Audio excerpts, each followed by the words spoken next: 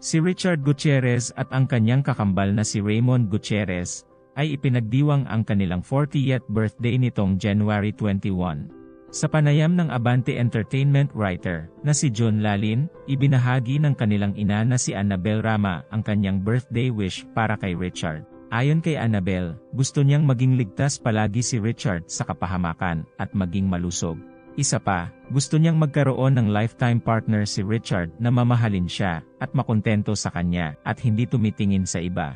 Ang birthday wish ko for Chard ay good health na ilayo siya sa disgrasya, makahanap ng lifetime partner na mag-take care sa kanya, sa lahat-lahat katulad ng ginawa ko kay Eduardo. Babaeng hindi na tumitingin sa iba. Iyan ang dinasal ko kanina sa Santo Niño. Tuloy-tuloy rin ang magandang karir niya. Mabigyan siya palagi ng good projects ng ABS-CBN.